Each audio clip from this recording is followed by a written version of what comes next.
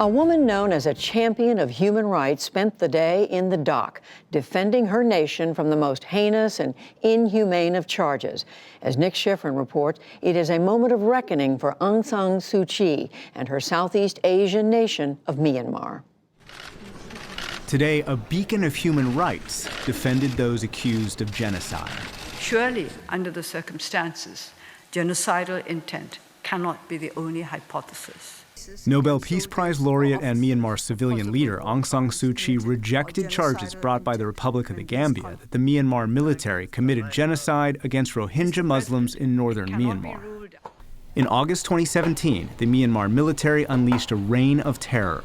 The UN says soldiers torched Rohingya villages and, in the aftermath, tortured men, killed indiscriminately, and carried out systemic sexual violence, creating an untold number of victims of gang rape.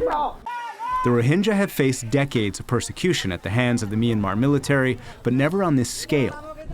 Hundreds of thousands of refugees have fled to neighboring Bangladesh. Refugee camps house almost 1 million people in flimsy tents. Yesterday, the Gambia's lawyer, Philippe Sands, called the case stark. The evidence before you, frankly speaking, is overwhelming. The risk of destruction of the Rohingya group, in part or in whole, is very real. In light of that evidence, it cannot reasonably be argued that there is no further risk of genocidal acts. The Myanmar military's operation began in response to an armed Rohingya group's attack. Today, Aung San Suu Kyi blamed militants for starting the conflict, but did admit the military could have overstepped. It cannot be ruled out that disproportionate force was used by members of the defense services, in some cases in disregard of international humanitarian law. There may also have been failures to prevent civilians from looting or destroying property after fighting or in abandoned villages. But she said the International Court of Justice should defer to Myanmar's sovereign courts. Under its 2008 constitution, Myanmar has a military justice system. Criminal cases against soldiers or officers for possible war crimes committed in Rakhine must be investigated and prosecuted by that system. The suffering of the Rohingya has been unspeakable. YY Nu is a Rohingya activist who was thrown in jail by Myanmar's military. Today, she joined other protesters at The Hague and called the proceedings restorative. There is a moment of acknowledgement and, presenting it to the court, and it does actually mean a lot to the victims and survivors.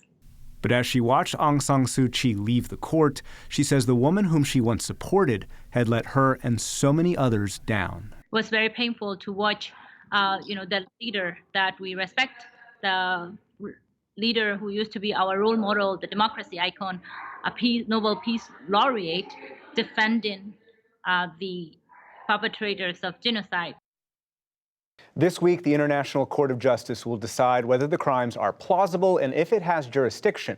And only then will the court launch a full trial, which could take years. So why is Aung San Suu Kyi at The Hague? To answer that question, I'm joined by John Dale, professor at George Mason University, fellow at the Wilson Center, and an expert on the politics and human rights in Myanmar. Thank you very much. Welcome to the NewsHour. Thank you. To most of us, Aung San Suu Kyi is an icon for democracy and human rights, and I've even talked to people who have expressed a real horror about what she's doing.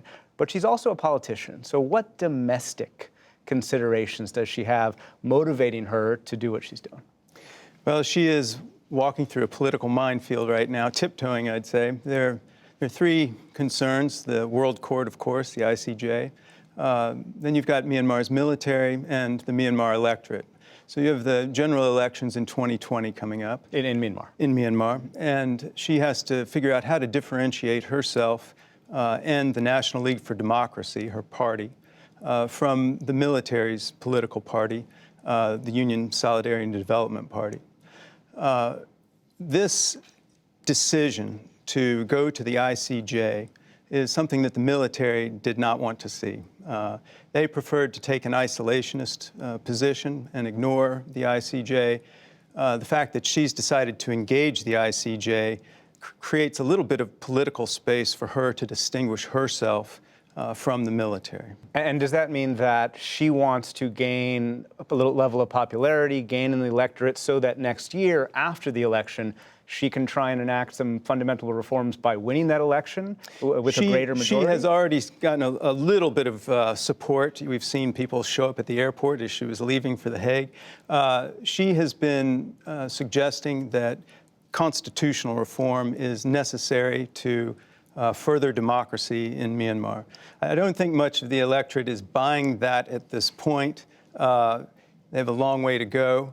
We heard her admitting some soldiers could have used disproportionate force, is what she said. Is she trying to walk a fine line between criticizing and exonerating the military? She is trying to buy some room for, some time really, for the military to go through the process of trying these cases. She is trying to defend the idea that they deserve time to try these cases in their own court first. The person who testified after her, William Schabas of Middlesex University, one of the world's leading experts on genocide, argued that this wasn't genocide because even if there were 10,000 deaths, he says that's not a high enough percentage of 1 million Rohingya Muslims to prove the military was trying to destroy Rohingyas.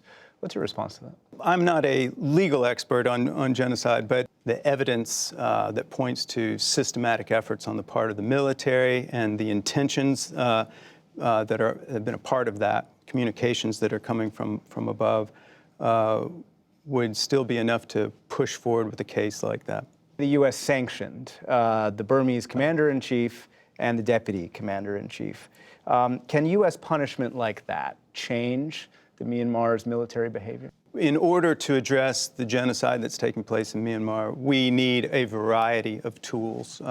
The case that's before the International Criminal Court, this new case in the International Court of Justice, sanctions not only by the United States but internationally. I think all of those tools are important and really takes all of them working together to have a shot at trying to change behavior in Myanmar. So I would welcome those sanctions. Those sanctions by themselves, not so much, but I would say that's true of any one of these tools.